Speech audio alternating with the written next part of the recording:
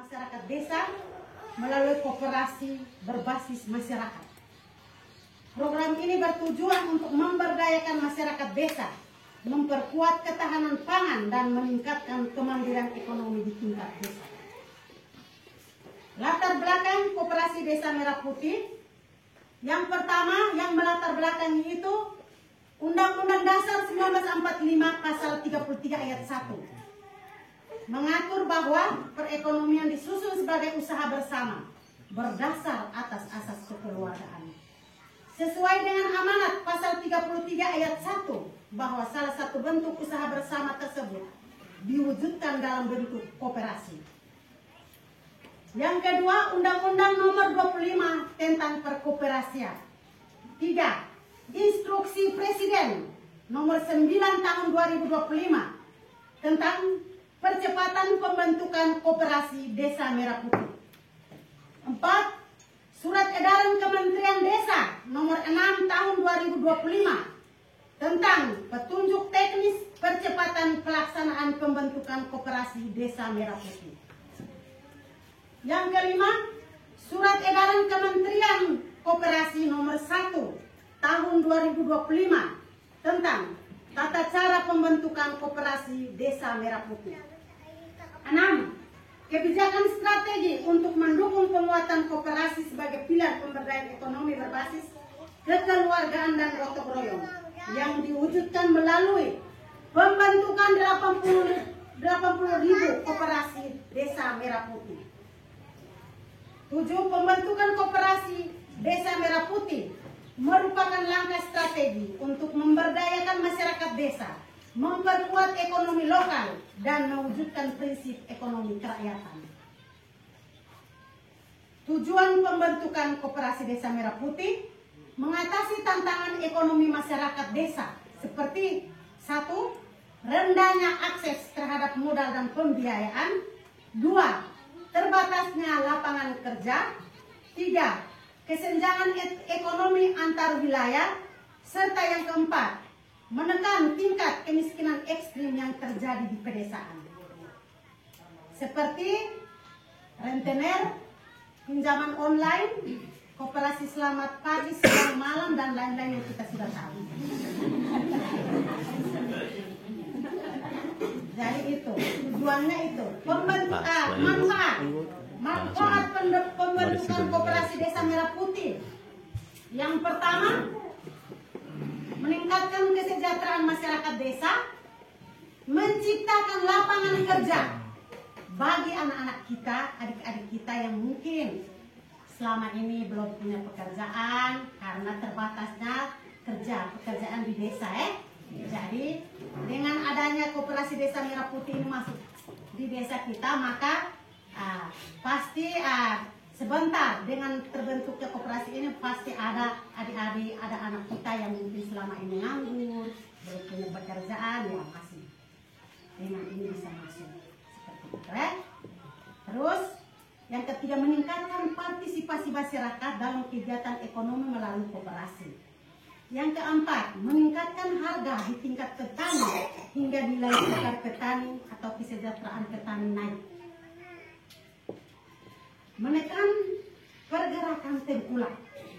Dengan adanya koperasi ini kita menekan pergerakan tengkulak, sehingga mereka tidak datang tipu kita bilang harga begini begitu. Kan mereka sudah tahu kalau kita pas panen, mereka datang misalkan panen kacang hijau. Itu contoh konkret, karena saya tidak tahu potensi apa di sini, tapi biasa yang contoh itu jagung dengan kacang itu otomatis. Jadi pas kita panen, mereka mulai datang. Padahal di Gajah Mada atau di Bos Putus sana mungkin dengan harga yang lebih baik. Tapi karena mereka sudah jalan sampai kita ke desa, jadi mereka bilang hanya 7.500. Kita rugi toh? Dengan adanya koperasi nanti, ya nanti bisa dikumpul di gudang. Setelah itu baru cari pasaran lebih besar, harga lebih besar, baru kita kasih keluar. Itu contoh saja. Nanti sebentar saya jelaskan lebih. Jadi menekan tingkat kemiskinan ekstrim. Yang berikut kita masuk pada struktur organisasi Koperasi Desa Merah Putih. Dengar baik-baik yang ini, struktur karena sering ribut itu di pembentukan nanti. Nah, itu makanya dengar baik-baik. Jangan sampai salah, kita berdebat tapi salah. Makanya dengar baik-baik ya. Struktur organisasi yang pertama itu saya sampaikan dulu yang pengurus. Pengurus yang kita sebentar akan bentuk Bapak Mama dengan Bapak Desa, Ibu Desa dengan Bapak Ketua BPD bersama anggota dan semua yang ada di sini atau yang dituakan nanti. Karena setelah masuk dalam pembentukan nanti saya undur diri dari meja pimpinan, nanti duduk ganti saya mungkin yang dituakan Bapak mantan desa atau siapa boleh di sini untuk bersama-sama mau minta. Ya. Jadi kita pertama itu pengurus dulu. Pengurus terdiri dari 5 orang. Ini pengurus inti 5 orang. Yang pertama itu ketua, wakil ketua bidang usaha, wakil ketua bidang keanggotaan, sekretaris dan bendahara. Jadi 5 ya? Ya. Syarat yang pertama dari 5 yang dipilih nanti. Atau sebelum pilih kita lihat dulu dia sesuai dengan syarat yang ada tidak. Yang pertama mempunyai pengetahuan tentang koperasi. Jujur, loyal dan berdedikasi terhadap koperasi. Ya. Jadi itu siapa saja. Intinya dia jujur, loyal. Kan anak-anak sekarang banyak yang tamat SMA, sarjana itu semua pasti sudah ada. Hanya yang jujur, berdedikasi terhadap koperasi itu mungkin kita pilih dulu.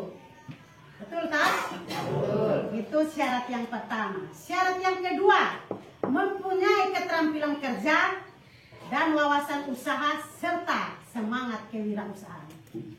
Mungkin dari 5 itu ada 1 atau 2 dia sudah selama ini dia sudah bisnis, dia sudah geluti dalam bidang usaha, ya boleh kita pilih itu karena dia sudah ada pengalaman sedikit. Tapi tidak terpaku juga, intinya dia bisa kerja. Ya. Yang ketiga ini yang berat. Ketiga keempat ini berat, pasang telinga baik-baik. Tidak mempunyai hubungan keluarga, saudara dan hubungan keluarga semendak sampai derajat ke-1 dengan pengurus dan pengawas. Karena yang kita pilih itu pengurusnya 5 orang, pengawasnya 3 orang, tapi ketua pengawas itu dia dengan otomatis kepala desa. Jadi untuk pengawas kita hanya pilih 2. Jadi kita mau pilih sebentar itu mau bentuk sebentar 7 ya? 7 itu nanti masih ada lagi gerai-gerai yang nanti saya jelaskan lagi. Jadi di sana juga ada butuh beberapa lagi untuk tempati gerai-gerai itu. Nah, jadi itu nanti saya sampai sana tapi saya di awal saya omongin itu ya. Jadi pengurus yang dipilih tidak boleh ada hubungan keluarga dengan ibu desa atau dengan 2 pengurus yang lainnya nanti dipilih itu. Contoh, anak tidak boleh, adik kandung, anak kandung tidak boleh, adik kandung tidak boleh, kakak kandung tidak boleh, bapak mama tidak boleh, bapak mama kandung tidak boleh. Sudah paham itu? Sudah. Selain itu, karena ini aturan itu dengan 8 orang ini ya tadi. Dari 8 orang ini tidak boleh ada hubungan keluarga. Karena satu saat pengawas mau periksa pengurus. Kalau ada anak, adik, suami atau istri, bagaimana dia mau periksa? Kalau dalam perjalanan pengurus ini sudah mulai mau jatuh, misalkan kita contoh mau jatuh dalam jurang. Pengawas tentu dia petugas mau supaya berjalan baik bagaimana? Dia misalkan dia baru cek bilang, hai kita ini rapat dulu, ini saya lihat-lihat kan, sebagai pengawas kan saya lihat-lihat ini kita semua mundur dan kita semua jatuh ini. Nah, kalau untuk anak dia mau tegur bagaimana? Untuk kakak kandung, adik kandung, bapak mama kandung dia mau tegur bagaimana? Oleh karena itu dilarang pengurus dan pengawas tidak boleh ada hubungan keluarga semendak derajat ke-1. Derajat ke-1 saja. Keempat, syarat yang keempat, tidak berasal dari unsur desa. Unsur desa sekretaris ke bawah, sekretaris dan kaur-kaur, BPD dengan dia pun anggota, LPM, semua yang dari desa itu, unsur desa itu tidak boleh. Terus yang mungkin di sini sudah ada BUMDes, pengurus BUMDes juga tidak. Karena itu kan dia sudah ada pekerjaan toh. Ya, ini kan untuk yang belum punya pekerjaan. Supaya bagi-bagi. Ya. Dari pengurus 5 orang ini harus ada keterwakilan perempuan. Jadi untuk pengurus bisa paham? Ini syaratnya ini saya jelaskan tadi. Paham. Sudah paham toh? Ya. Sekarang kita masuk pada pengawas. Syarat pengawas. Yang pertama itu mempunyai pengetahuan sama seperti tadi pengurus. Yang kedua tidak pernah menjadi pengawas atau pengurus di suatu koperasi yang dinyatakan bersalah karena menyebabkan koperasi itu tutup atau pilot.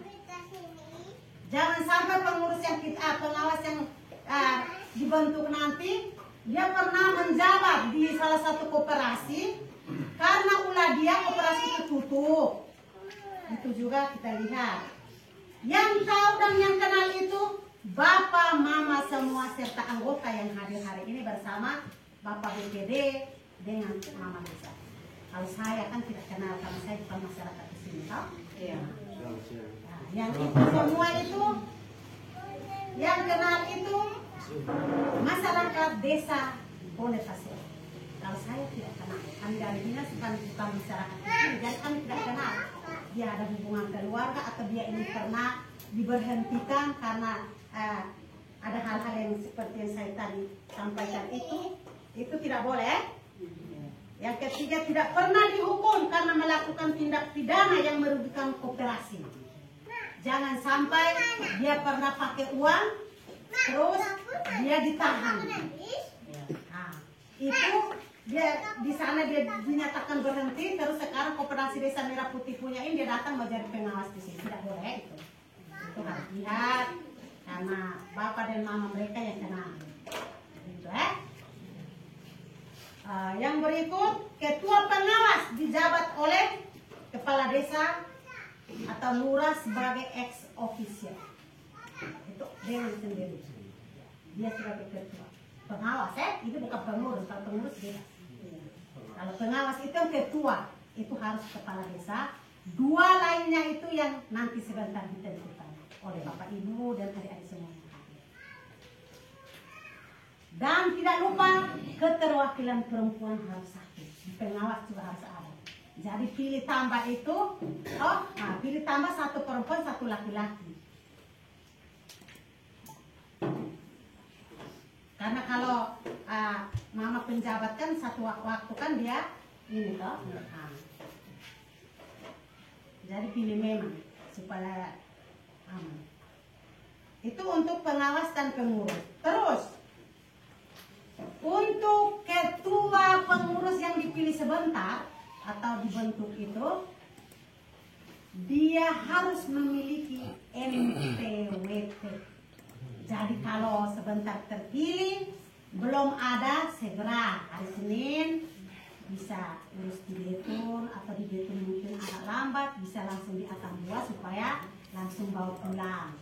Sehingga karena ini hari langsung bentuk maka sebentar pun setelah ini pengurus yang sudah terpilih dia langsung kerja isi format-format.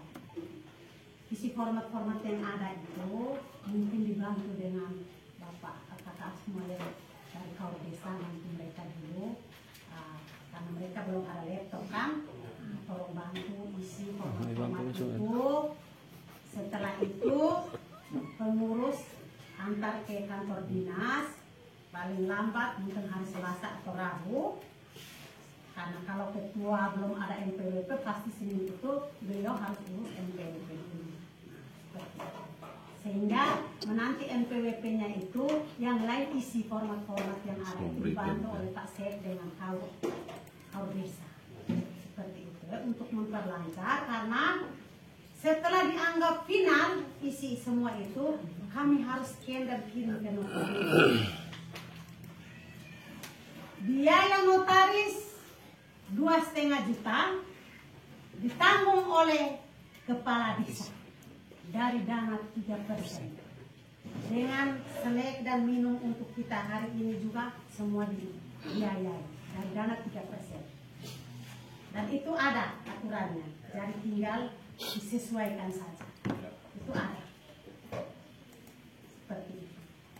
2,5 juta itu juga untuk notaris setelah formulir yang diisi dan dinyatakan sudah final, maka uang itu pun dibawa ke kantor serah terima di sana. Karena setelah scan kami kirim semuanya itu ke Kupang, maka uang pun kami harus serahkan ke notaris untuk dia terbitkan aktanya dan badan hukum itu. Makanya kami dari dinas yang bantu untuk urus akta ini, karena kita harap dari pengurus yang terbentuk tidak mungkin hanya 2,5 juta. Berapa? Kalau apalagi kita sendiri langsung Kupang kan tidak mungkin. 7 orang, kalau 8 orang pulang Kupang, dia lebih dari 2,5 juta.